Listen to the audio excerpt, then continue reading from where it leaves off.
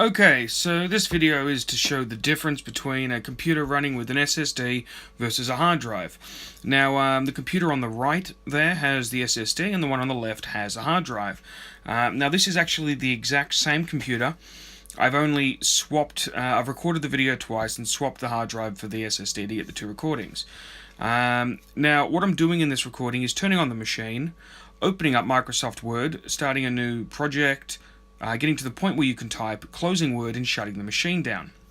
Now, the machine in question here is a Core 2 Duo machine with 4 gig of RAM.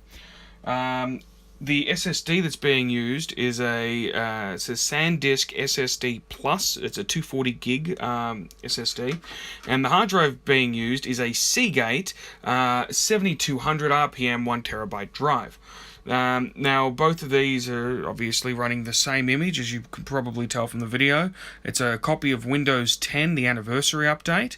The image is the exact same, with the only exception being the SSD drive had extra files on there, like I threw some documents on.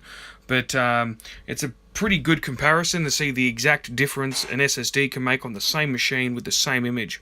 So as you can see, the SSD machine is long since shut down, and we're now still waiting for the hard drive machine, which will be off any moment. If you like this video, please like it and subscribe. Thanks.